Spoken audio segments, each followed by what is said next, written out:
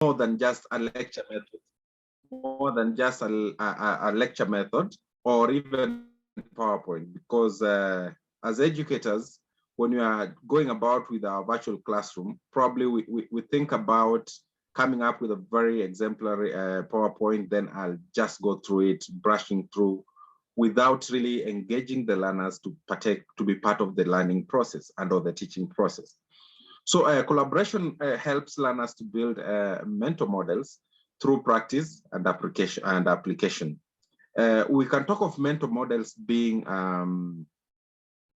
scaffolding of our internal learning architecture, and which help us to internalize, or which help us the learners within a classroom to apply things into what we call real-time or real world in everyday learning.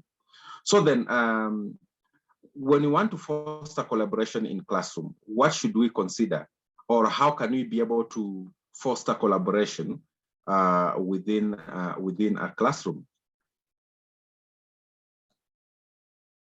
So the purpose of collaboration in a virtual classroom basically is to ensure that learners achieve the desired levels of content mastery, while also working with other participants or with other learners. It is exemplified by what we can say practice of new skills and also application of knowledge by learners. Remember our Bloom's taxonomy on the high level order skills, where we talked of application. We can achieve collaboration in a virtual setting probably by using what we call breakout rooms or use of shared whiteboards. And we can also, you do it in using what we call facilitated discussions, where you as an educator, you are going to facilitate the discussion that the learners will be having on a virtual platform. All this while moving up what we call the Bloom's taxonomy ladder. Remember we talked of more of the upper order thinking skills or upper order cognitive skills in the Bloom's taxonomy are more emphasized when you want to talk about, or rather in any kind of teaching and learning setup. Collaboration can be best achieved when you have a group of about 10 to 15 students and supplemental participants materials to support the learning process. You have this group of 10 to 15 students, but you don't just leave them to discuss without any structured way of doing discussions or sharing a whiteboard or using what we call the breakout rooms.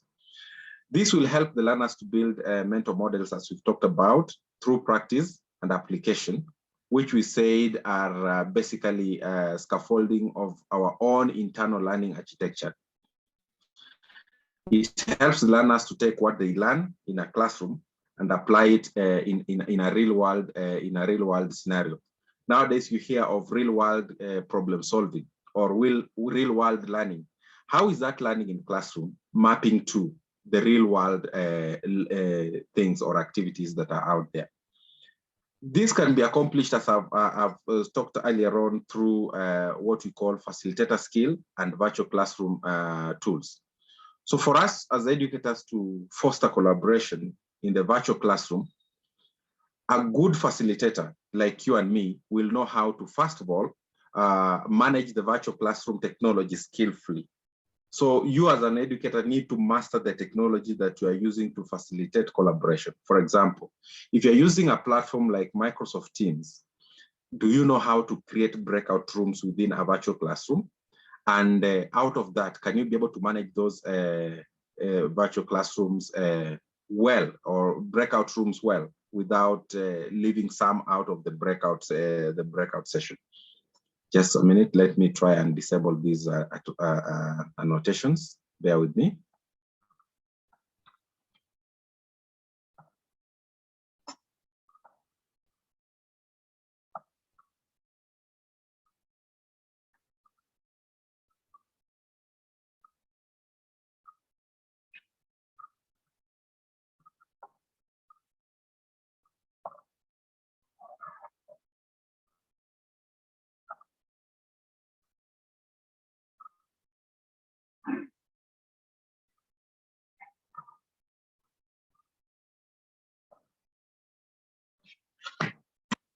Sorry about that. So as I was saying,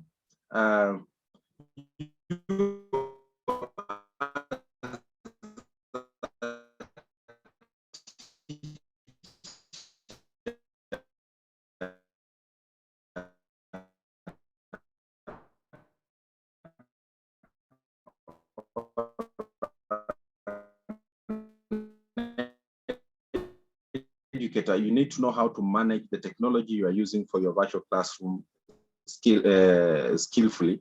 And I was giving examples of what we call maybe the Microsoft Teams, you're using it to manage your classroom or your virtual classroom rooms and control those briefing activities in a meaningful way, or to go into a virtual discussion in those sessions. Know if there's going to be any form of assessment and feedback you'll want to get from them before engaging them into those collaborative activities. And it's also important for you as an educator to listen carefully so that you can comment appropriately on any feedback probably the student might give. And then you also need to foster what we call concurrent collaboration and avoid what we call consecutive collaboration. Concurrent collaboration in this case is a collaboration that allows all learners the opportunity to interact at once or simultaneously. Whereas consecutive collaboration allows learners to interact one at a time, or what we call serial engagement. So we are really encouraging that when you are fostering that collaboration, let it be concurrent, let it not be consecutive.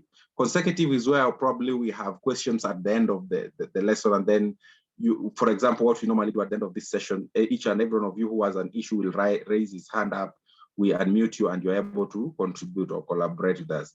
But in the ideal situation in a virtual classroom, when you want to facilitate collaboration, let it be concurrent. Let the learner, yes, it will be facilitated by you, but then you want the participants to participate simultaneously, not at the end of it all one at a time. So what kind of discussions are we having about when we talk about collaboration in a classroom? So we know that in every classroom, there are the students, there are those learners who always have their hand raised to participate, and those who are hesitant to engage. Learners are different. You can never miss those students who are hyperactive and those who are probably more or less, I can call them not dormant as per se, but they are not very active in class. The lack of activeness does not necessarily mean the learner does not understand. There are those learners who just feel not good to participate, yet they understand what you're saying. So the challenges of also getting students to participate have been intensified during this process of virtual learning, or what we call remote learning. To make even matters worse, digital platforms like what we are doing right now can create added communication barriers by making it hard to know when to talk, for example, or how to read subtle but very important elements of a conversation. For example, like you cannot be able to tell the learner's body language because of that digital anonymity. It's a barrier where you can't tell what the learner is thinking from his facial expression, or maybe from his body language, you cannot tell. Additionally, these online discussions are often hindered by variability in students' access to technology.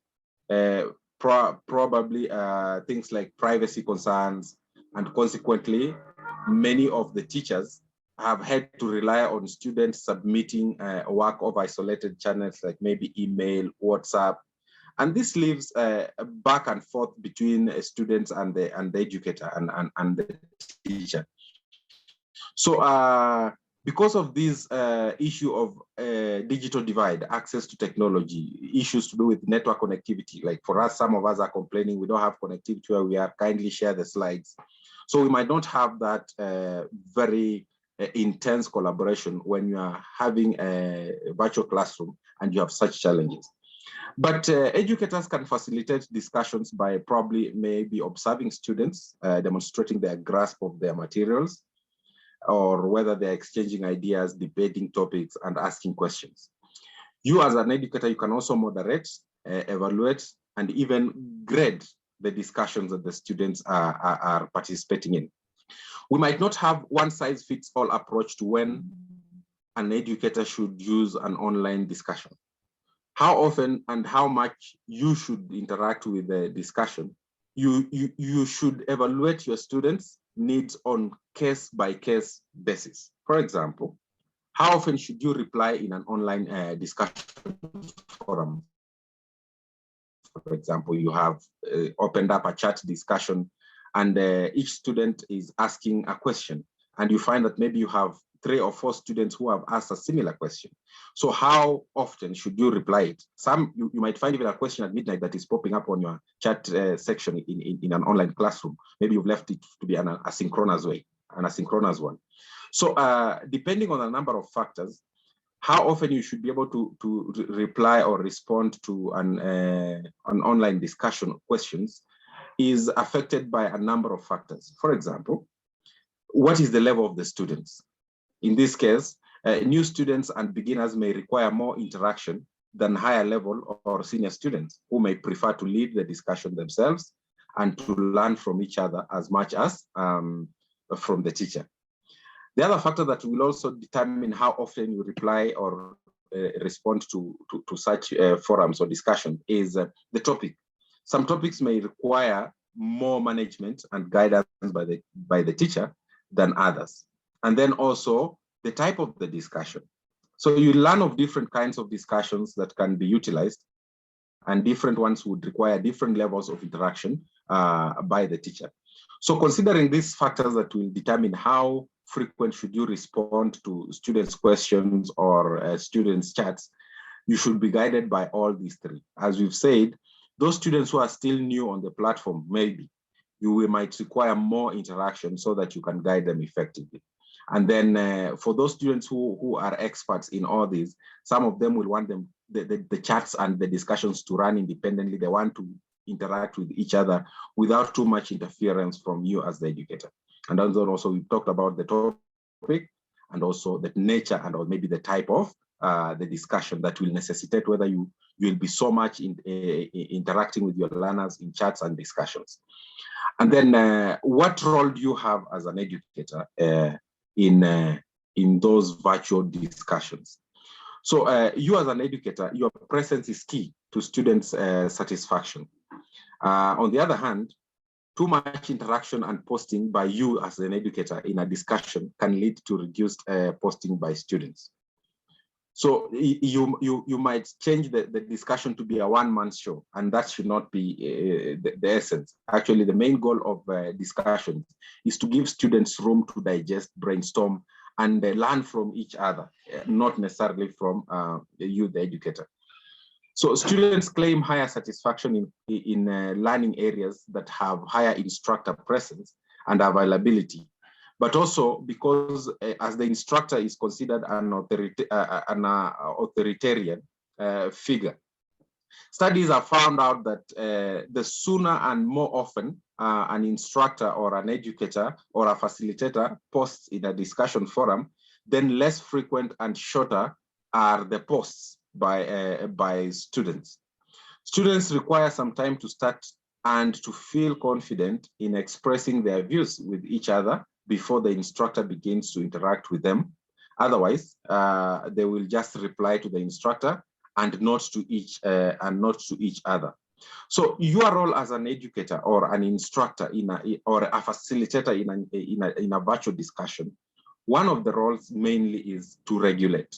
So you can help regulate students' interactions by creating and implementing clear rules and policies that are related to the discussion or board posts and or replies. This will include things like quantitative rules about how often to post. For example, you can tell students not to post more than 5 times on a given learning area or a given topic. And by when, how of what timeline should they be able to contribute on the chat section? Is it in 2 days, in 24 hours, or that? And to whom? So it also includes qualitative rules about the content and the quality of the posts and the reply. So the qualitative rule here is what is the content that the learner or the student is going to post out there? Is it something out of the topic? Sometimes you might have a discussion topic, and then one student posts something completely out of context of what is supposed to be being discussed. So you need to set up those rules, both quantitative and qualitative rules of the discussions for engagement. That is one role of an instructor, you or as the educator, in regulating virtual discussions. You are also charged with the responsibility of inviting. So as an instructor, you want to make it clear to the students how to contact you or how you can contact them for help, guidance, questions, and support on the discussion topics. This can be a separate online forum, maybe for building, let's say, discussions between you as the educator and the students, which is away from the course topic discussions, in which the instructor or you as an educator hopes that the students will teach each other. And this is often called a virtual office. So you want to invite the students for a discussion. You don't want to start receiving questions out of the topic that you have set out for a virtual discussion, or you don't want to start receiving questions at the middle of the night when you are having your U time.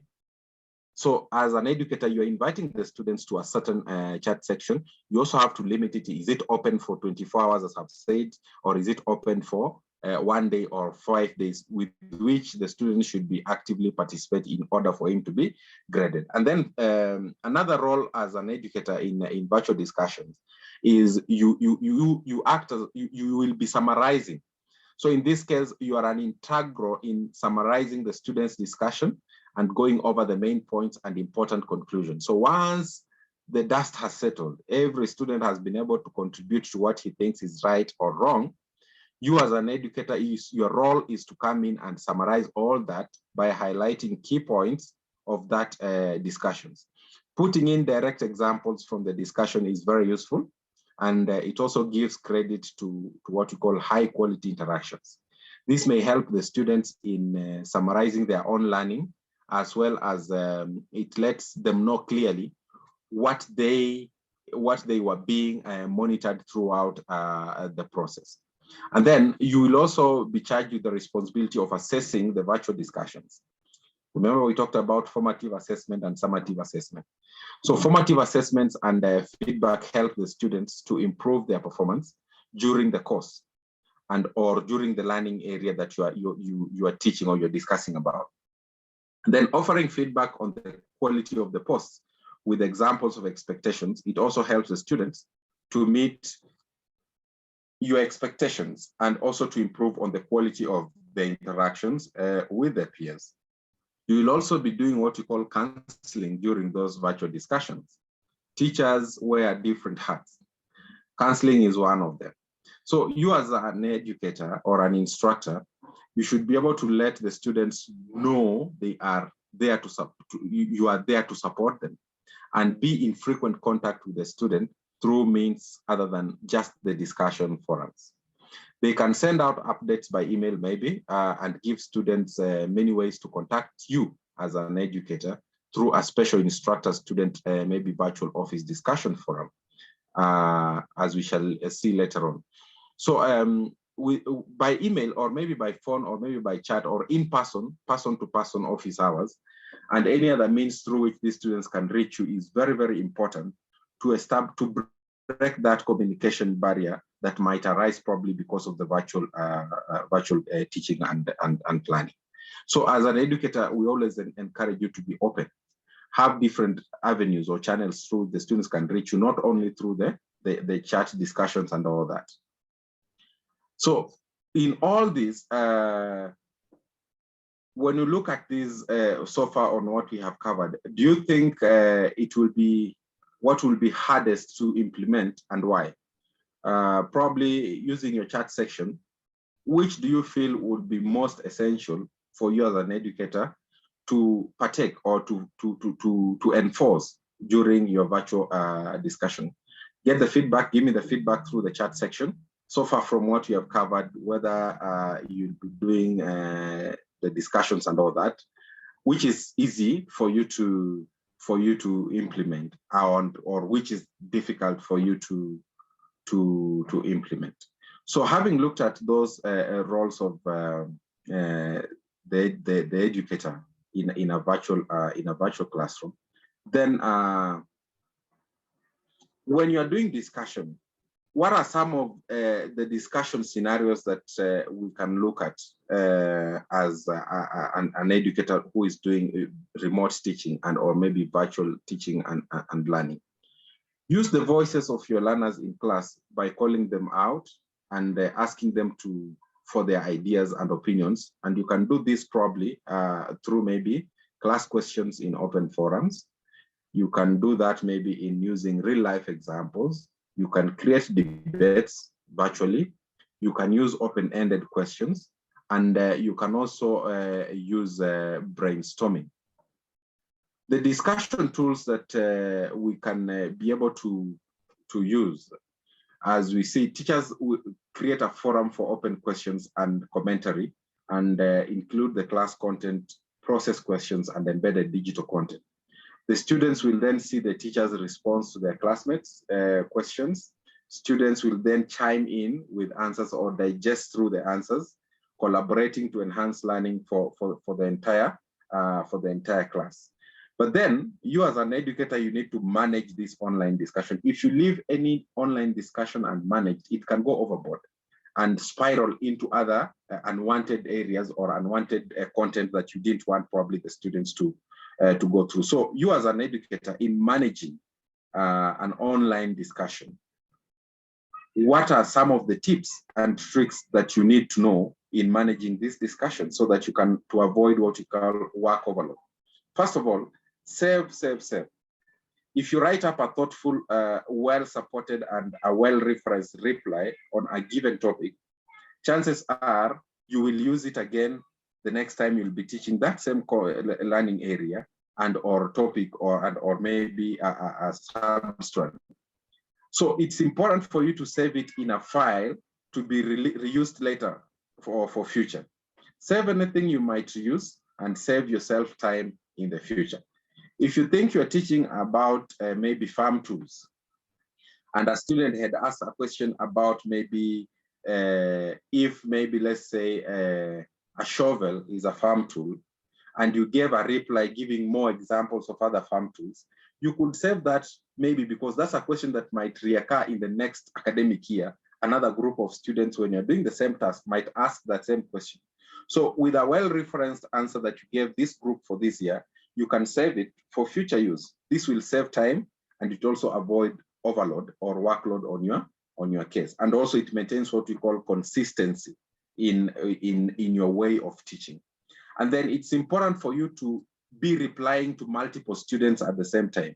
When every student asks a question, it's not a good habit for you, or it's not a good practice for you to be replying to each question the student asks that is familiar to another question another student asks. So make it a practice to reply to a group of students with similar questions. So do not reply to each student with the same information or web link. Instead, try to get them into the same thread and reply to them all there at once.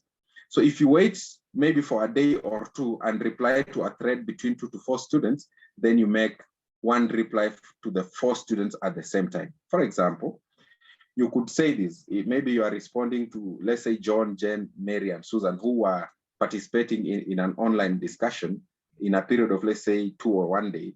You could say, hello, John, Jen, Mary, and Susan. You have some very interesting points about farm tools and also about the different uses of these farm tools. Have you considered maybe other important farm tools that we can find in our homes? What do you think about? That is a well-phrased reply that is encompassing concerns by John, Jen, Mary, and Susan. So instead of you replying to each of these students' work or posts, it saves you time because you have now done a group reply, which will avoid overload on your end. It's also important for you to set up working hours. Online discussions are always there. They can invade on your rest hours or on your U time until you find you are logging into the course far too often. So you need to set specific hours as an educator when you will log in into your online course and or maybe into your online learning area or classroom, and check the discussions, then stick to that schedule. So students will know if we post our concerns to this about this learning course, our teacher or our educator always replies maybe 5 hours later, or always replies every day at around 5 in the evening. So try not to log in outside those set hours. This will ensure that you avoid what you call burnout. And then think of quantity versus quality. Replying to all students in the course with a fluff and low quality replies is far less advantageous to their learning than when you make a few directed and or specific and high quality replies. You need to make it clear to ensure that students that you need to make it clear to students that you can only reply to one student. You need to make it clear to students that a reply to one student is always open for discussion. It is not a possessed reply. When you reply to one student, it can open up another discussion further on that concept that you want to give in the entire classroom. And then it's also important for you to pick your battles. What do we mean by this? Don't spend hours writing up a thoughtful, in-depth tutorial post or help guide unless you can reuse it with other students in the future. You need to try to find the same thing online already written and give them that link instead.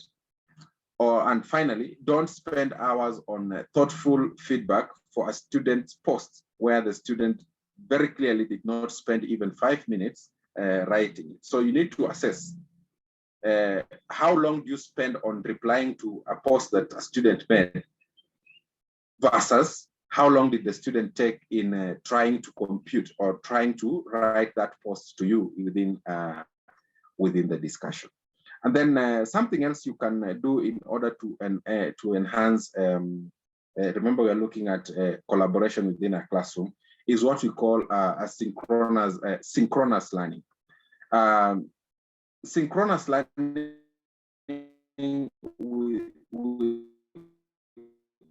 with regard to what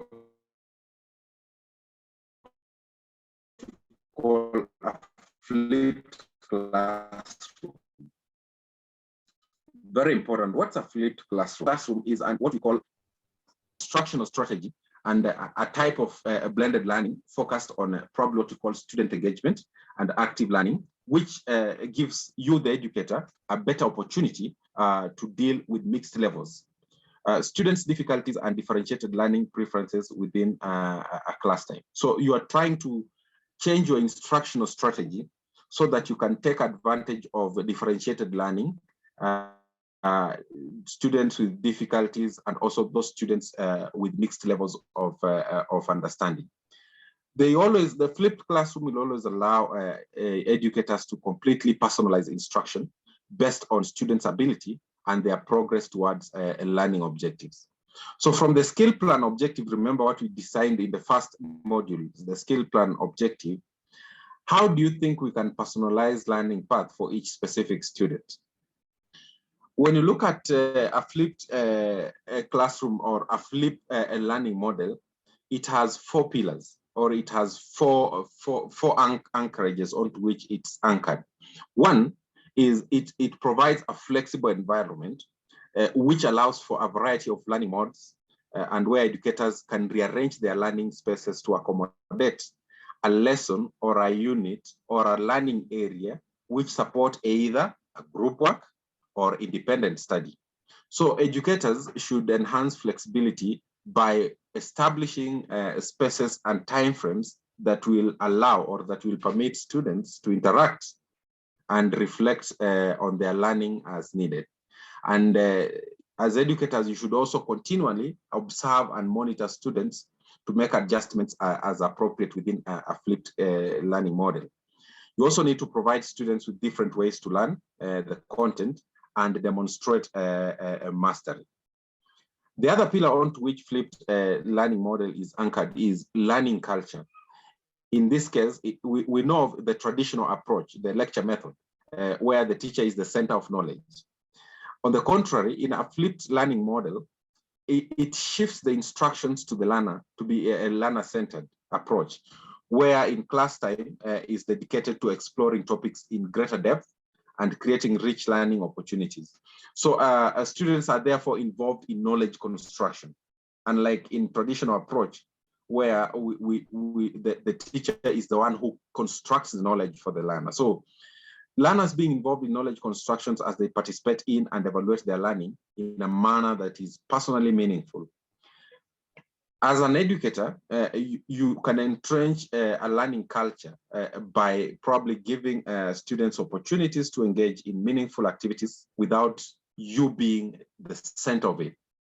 Scaffolding activities and making them accessible to all learners through differentiation and feedback is also very key in the way that as an educator, you need to foster what you call a learning culture.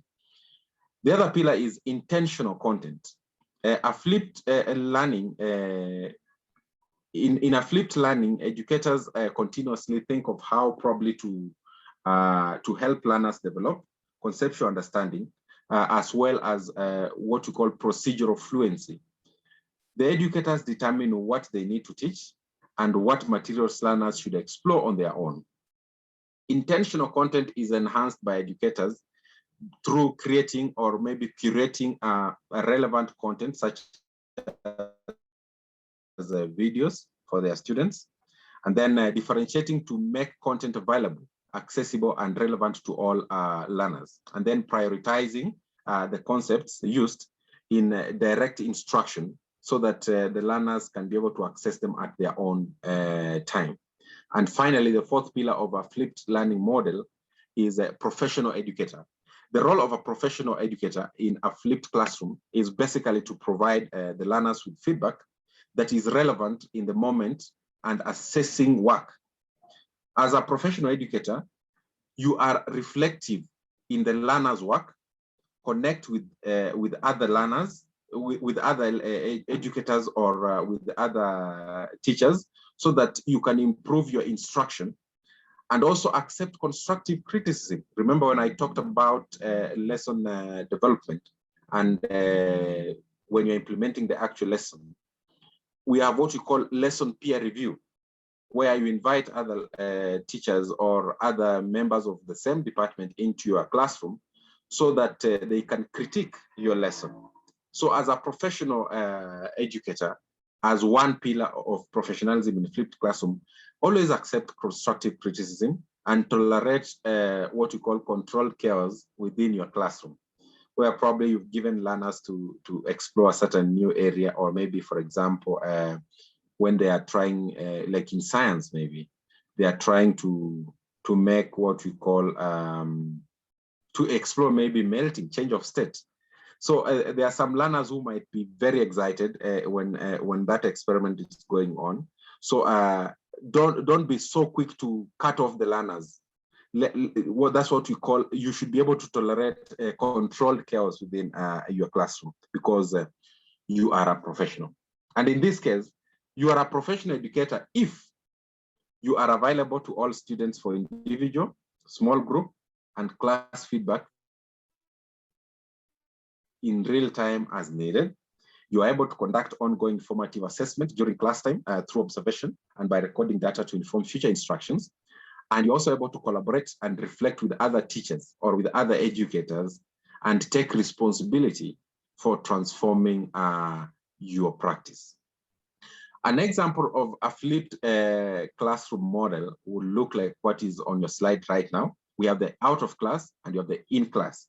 So in a flipped classroom, in a flipped class model, it's one which inverts the typical cycle of content acquisition and application so that students gain necessary knowledge before class, and then students get used to new lessons concepts, take quizzes, they jot down questions for further discussions. In addition to teachers, you as an educator, you receive real-time data on student performance progress.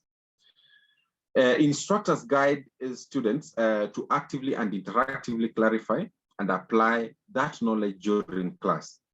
And students explore new concepts in class and through digital learning activities such as peer discussions and one-on-one sessions with the educator. And then the teachers deliver personalized instructions within in-class activities. Then after class, you find that students will be able to review and reflect on their understanding of the concepts and lesson materials. Parents also are able to track students' progress, contribute constructive feedback to that.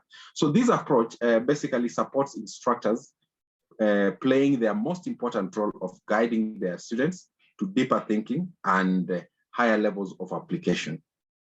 A flipped class will always keep students learning at the center of the teaching. So when we map a flipped class to what we had learned earlier on Bloom's taxonomy, before class, during class, and after class, students gain necessary knowledge before class. That will require remembering, understanding. And then during class, instructors can guide students to actively and interactively clarify and apply that knowledge. And then after class, the students can be able to evaluate and create new knowledge out of what they have learned within that classroom. It is important for you to flip your classroom. This concept of a flipped classroom was first brought up by Jonathan Backerman and Aaron Sams, who are both high school chemistry teachers. And they came up with a book which they explored a couple of reasons why you should consider flipping your classroom. And some of these benefits of a flipped classrooms include the students learn more deeply, since as a result of students taking responsibility, interacting meaningfully, and often with their instructor and peers, and getting and giving frequent feedback, they acquire a deeper understanding of the content and how to use it. And then students are more active participants in learning. They are not passive, unlike in traditional approach. And also students' interaction increases and students learn from one another. So student to student interaction is very key in a flipped classroom. And this helps students to be sources of knowledge to their peers, other than you, the educator, in traditional approach, being the only source, source of knowledge. And then instructors and students get more feedback of one another.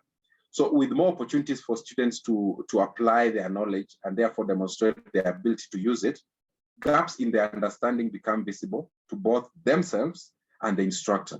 To themselves so that they can understand, they can adjust their learning approach. To the instructor, the feedback is important so that the instructor or you as the educator can be able to adjust your teaching approach. Other ways, of course, of fostering collaboration within a classroom, we talk of breakout rooms. We talked about them in teams, where these are rooms that allow groups of 2 or more participants to meet and collaborate during a larger live online session, like what we're having. If I was to create breakout rooms for each and every one of you, you'll find some groups having 30 still within the same virtual classroom, another one having 20, and so forth. A very good example or a platform that gives us very good functionality on breakout sessions is the Microsoft Teams. Maybe if we find time, I'll be able to take you through briefly on how to conduct a virtual classroom on Microsoft Teams. And then we also have shared whiteboards as other ways of improving or fostering collaboration, where you can use the whiteboard for all kinds of activities, including sharing slides and documents as if they were flip charts in a traditional setting, or also to record participants' comments to emphasize important points, and also to write exercise instructions. For example, you can have participants all write their best opening line for a story on the whiteboard. And afterwards, you can have all participants put a star next to their favorite opener. Then you can also use public chats to foster collaboration. Chat is one of the easiest ways to encourage interactions in the virtual classroom. It's a great tool, and it can be used for so much more than just question and answer. We have what we call text-based charts, which allow facilitators or educators or instructors and learners to communicate with one another using text messaging. As an educator, you also need to understand how to chat. Remember, we talked of mastering the skills of the technology you are using in your classroom. Know how to chat, the capabilities of chatting, so that in order to include it in your instructional design. For example, you could apply chats in brainstorming. You could apply chats in responding or reacting to content. You can also apply chats in instructions for self-paced activities. That brings us to a summary of how to enhance classroom collaboration or virtual collaboration. I want to touch briefly on what we call student progress analytic, because I can see we have about 10 or so minutes. I will give an intro to it, and then probably in our next session, I'll be able to finalize on it. But I think I have about 5 or so slides to finish on this.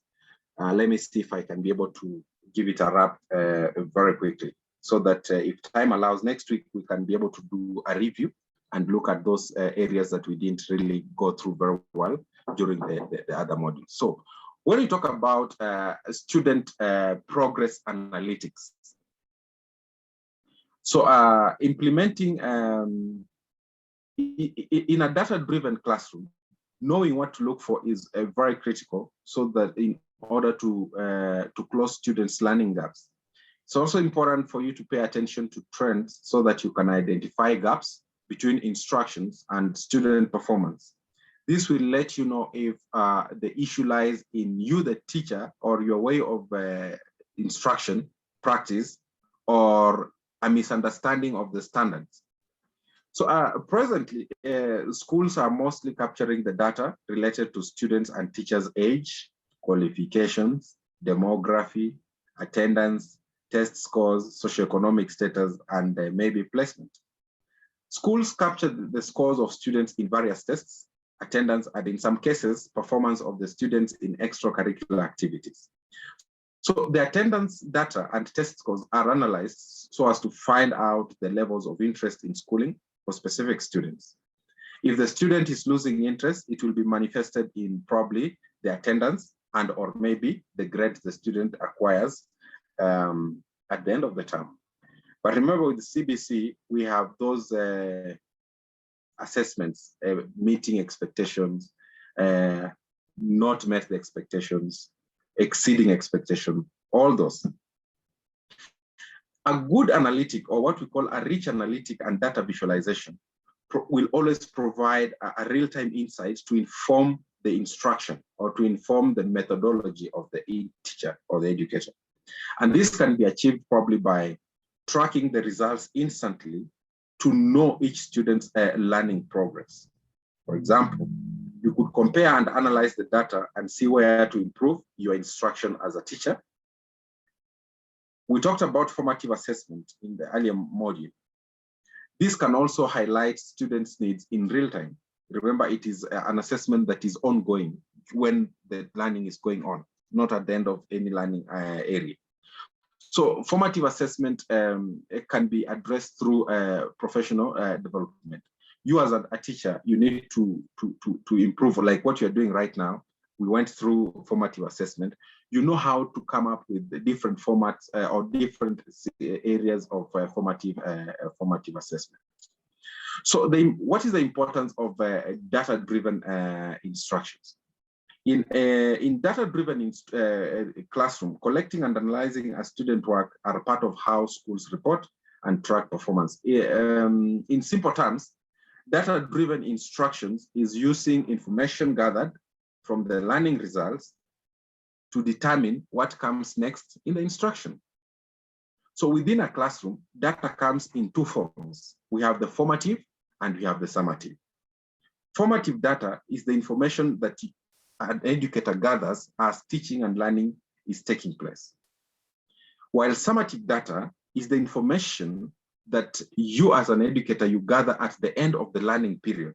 Typically, it could be maybe a strand or a substrand at the end of a strand, or at the end of a substrand, or at the end of a term, yeah, which had been, according to the syllabus, had been predetermined for a certain period of time. Effective teachers collect both forms of data, both summative and formative, and analyze it to look for patterns of success and needs. When educators use data to drive their decisions and plans, they are able to respond to problems more effectively while constructing new teaching methods and also advance skill sets faster. Data collection and analysis can be overwhelming, remember, and time consuming, but it is a very critical tool for meeting the learning needs of students. So if a data-driven instruction is new to you, you could start small maybe. You could maybe use some of the following steps that will ease yourself in trying to come up with data-driven instructions. One way is start small and scale your efforts with progress. For example, you could begin with one subject, start collecting data, both formative and summative in your subject area, or even a topic. And then once you find methods that work very well, apply them methodically to all your subjects and classes. You could also decide what skills and knowledge you want students to know and understand. And then you can also determine what data you will collect and how you will collect it. You need to narrow down on your focus. You need to narrow down your focus on the key concepts that you want the students to gain. And then do an analysis of your efforts and reflect on whether the steps you have taken have made an impression or not, or do they have any impact on what steps you've taken. Then you also need to engage your students by involving them in setting up the goals, encourage them to reflect upon their progress, and be part of the process of data-driven instructions. You could use maybe graphs or charts to track progress. This helps students and parents visualize achievements and results. And like just telling the students you are position 10 out of 50. Last time you are position 8. What if you throw in a graph or a chart to show the progress of this student as they have been moving along? And then you need to be open about communicating with others and also about class-wide results. You can do this by probably maybe relaying information about outcomes and explaining how instructions will be modified based on the new data. And then communicating and providing feedback. Feedback in this case in a classroom can be defined as information that allows a learner to reduce the gap between what is real and what is the ideal situation. In other words, feedback can serve a number of purposes and take a number of forms. Feedback can be provided as a single entity, for example, informal feedback on a student's grasp of concept in class, or a combination of multiple entities, for example, formal, formative, peer feedback, on stage one of an assessment task. So each has its place in enhancing and maximizing student learning. And therefore, where possible as an educator, in all learning areas, you should provide opportunities for a range of feedback types, as we have seen above.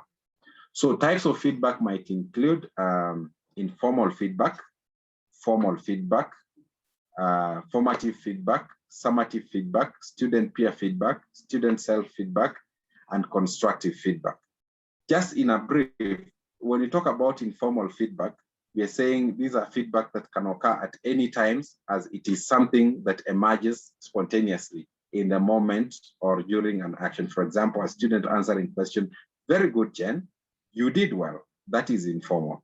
Then when you talk about formal feedback, this is where now you are giving something like a written progress report, like the report cards that the students are getting, or those data sheets that show how the students has been progressing. So this is a planned kind of a feedback, systematically scheduled into the process. So it is usually associated with the assessment tasks, formal feedback, which might include the likes of marking criteria, competencies, or achievement of standards. Then you talk of formative feedback. In this case, the goal of formative assessment is to monitor students' learning to provide ongoing feedback that can be used by instructors to improve their teaching and by students to improve their learning. And therefore, formative feedback is best given early in the course and prior to the summative assessment. Then we have the summative feedback, on the other hand, which the goal of the summative assessment is to evaluate student learning at the end of an instructional unit, simply by comparing it against some standards or benchmark. And therefore, summative feedback consists of detailed comments that are related to specific aspects of their work, clearly explains how to mark, how the mark was derived from the criteria provided, and additional constructive comments on how the work could have been improved. And then we have the student peer feedback, where there is no longer need for teachers to be the only experts within the course. So this is where we talked of using assessment rubrics. You share the rubrics to the students critique and give feedback of their peers, how they were able to present, maybe if it was a presentation task, how they were able to conduct themselves if it was a research. And then we have the student self-feedback. Now, this is a student giving feedback about how he thought he performed. Yeah, so this is the ultimate goal of any feedback for learning. So during the provision of feedback, teachers have the opportunity not only to provide direction for the student, but to teach them through explicit modeling and instruction. So the skills of self-assessment and goal setting, leading them to become more independent at what they do. Self-feedback is very key. And if you want to help students to reach autonomy, as an educator, you can explicitly identify, share, and clarify learning goals and success criteria. You also need to model the application of criteria using samples, providing guided opportunities for self-feedback, teach students how to use feedback to determine next steps, and set goals, thus allowing time for self-feedback and evaluation. And finally, what we call constructive feedback. It's a type of feedback that is specific, it is issue-focused, and based on observations. There are 4 types of constructive feedback. Namely, we have the negative feedback, which is a corrective comments about the past behavior. It mainly focuses on behavior that was not successful and should not be repeated. Then we have positive feedback, which affirms, it's rather an affirming comments about the past behavior, and it mainly focuses on behavior that was successful and should be continued. And then we have negative feed forward. Negative feed forward is corrective comments about future performance, and it focuses on behavior that should be avoided in the future. And then we have positive feed forward. It's affirming comments about future behavior, and it focuses on the behavior that will improve performance in the future. So with that, ladies and gentlemen, I think I was been able to wrap it up right within the time. I think I've exceeded by 1 minute. That brings us to the end of this module. And remember, I said I have combined 3 modules in one. It was a short one, so there was no need for me to push it into the next week's work. So next week, probably, we shall use that opportunity to interact and to give feedback, and where necessary, to review or to revisit those areas that you thought were critical, that you missed 1 or 2. So that is the work for next week. But for this week's work, we are done. And maybe if I could push it to you, Vida, if they might want to contact us, they can get us through those links and all that. Over to you, Vida.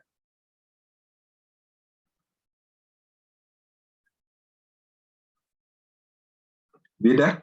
Yeah. Thank you, Mr. Maxwell, for the well presented session today. And I hope the teachers enjoyed.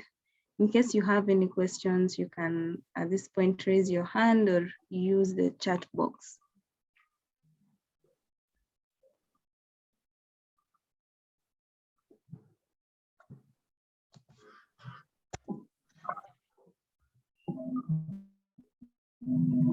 Jump in to assist. I see Victor. Oh, he lowered his hand. Victor, do you have a question? Not really. Oh, okay, because I saw your hand up.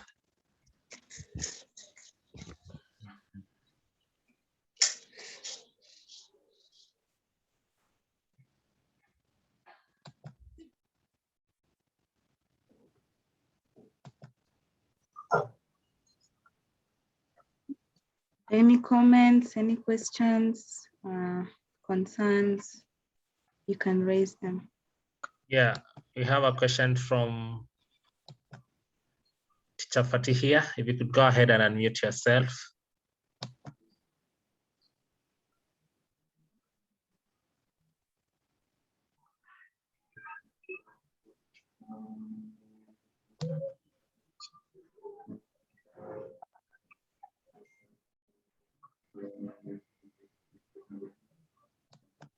Teacher Fatih here.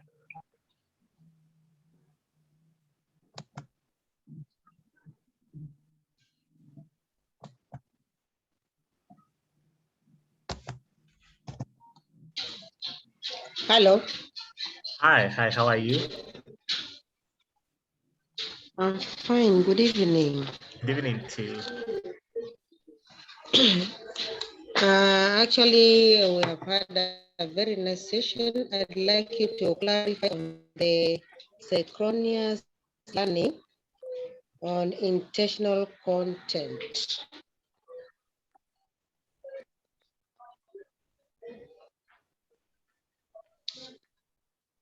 Okay, thank you for that question. Teacher Maxwell, if you could pick up that question.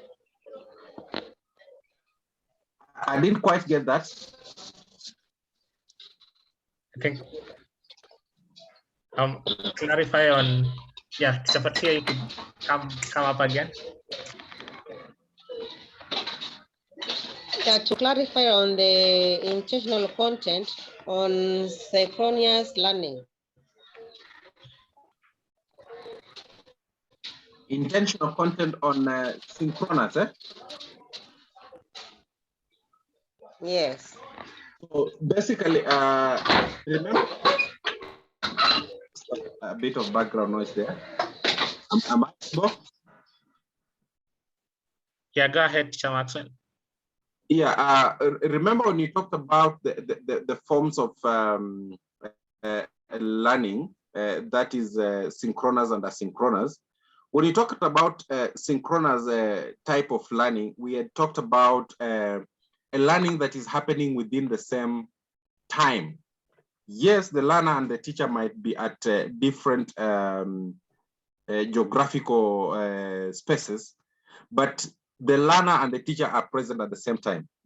So intended learning is a form of trying to bring out feedback from the learners, is where now you are designing your discussion in such a way that you want to involve each learner at the same time, such that you don't want the learners to give or to participate in the discussion one after the other serially, but rather you want this discussion to happen in such a way that each learner is contributing within the same time, but in an orderly manner. That's what we call the intentional synchronous learning form of feedback or discussion.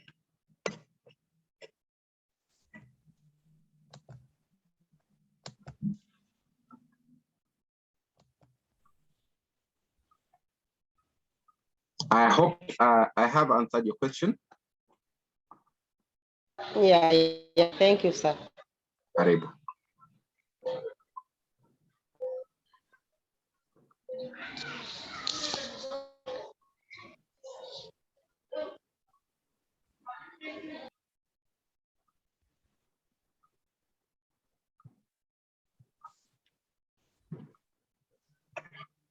Vida, do we have questions in the chat?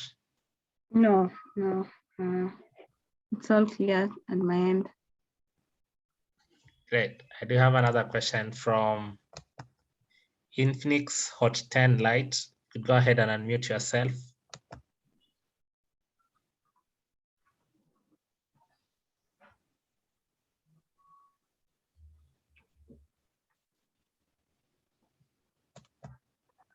Yeah, the teacher with the device, Infinix Hot 10 Lite.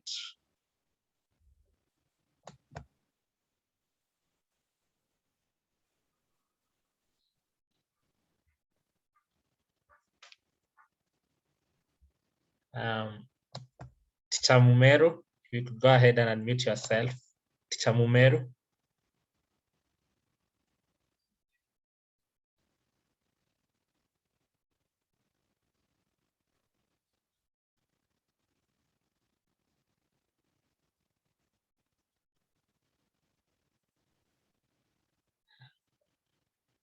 Teacher Maxwell, I see we have a question from the chat from Teacher Gitiro. Can we use Flipgrid for collaboration?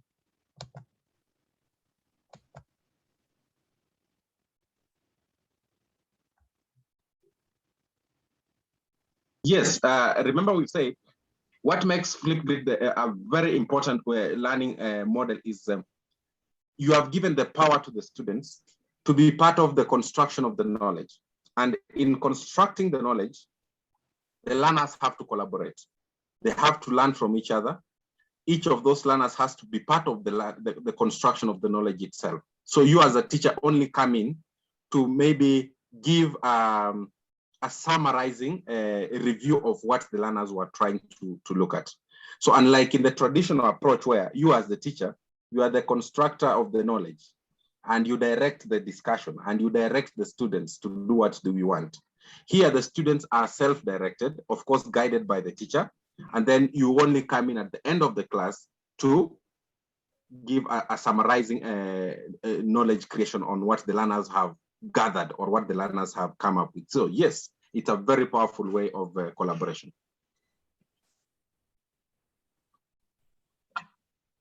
Thank you. Teacher Mungoti, if you could go ahead and unmute yourself. Teacher Mungoti. Yes, hello.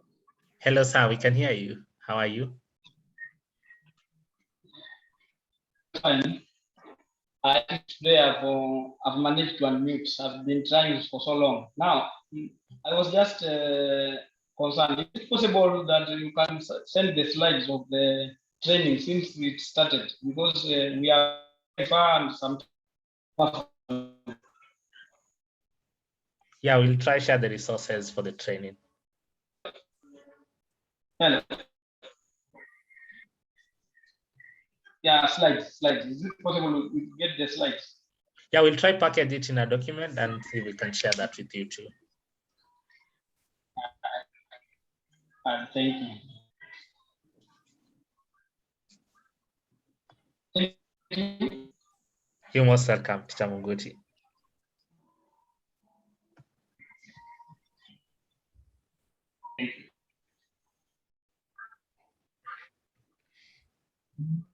Teacher Triple, I think it's 5 E's, E. I don't know how to pronounce that, sorry. If you could go ahead and unmute yourself. Hello.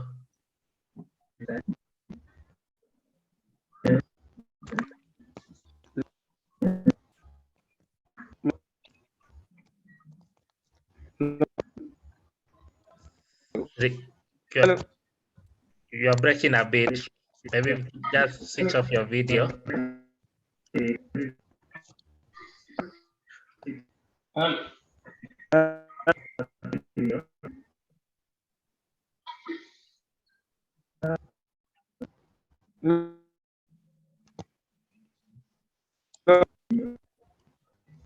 Hello. Hello. Yes, we can hear you now.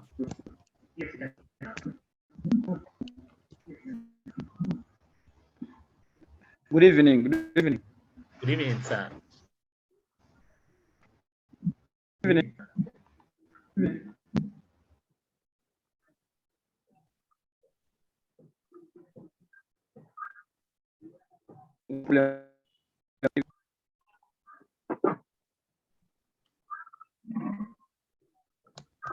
Maybe just switch off your video to save on bandwidth.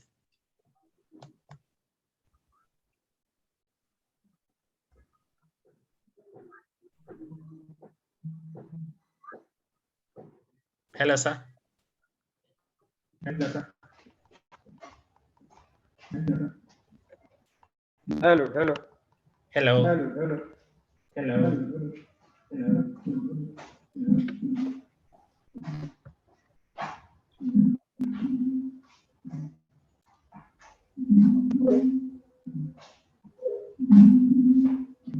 So maybe just type your question on the chat because I'm struggling to hear you. Okay.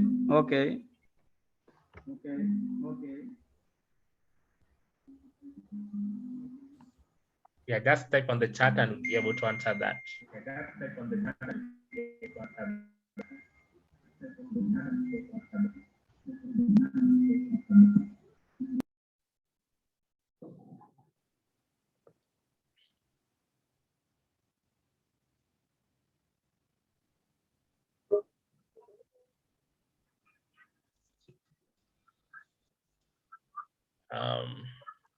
So as we wait for that question, I think we're all free to leave. As I say, we've taken a little bit of your time, but definitely this has been quite insightful and looking forward to hosting you again next week. I think we can also pick one more question from Dorcas, Maritime.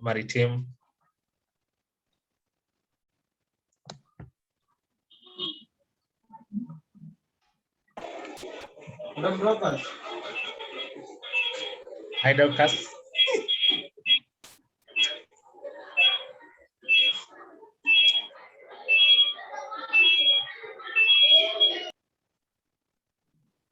I think maybe that was a mistake.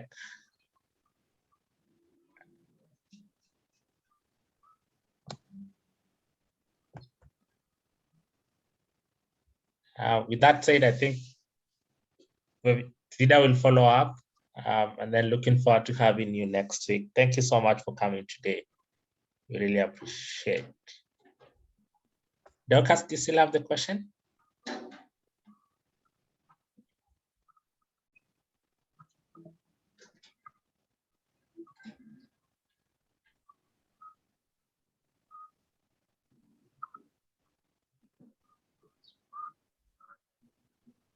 Vida, maybe you can now, I think you can close the session. Yeah. Yeah, thank you so much, Teacher Maxwell, for the great presentation. We really appreciate it. Thank you so much, Kiko. We'll catch up later. Absolutely. You all have a great evening, teachers and everyone. You too. Bye.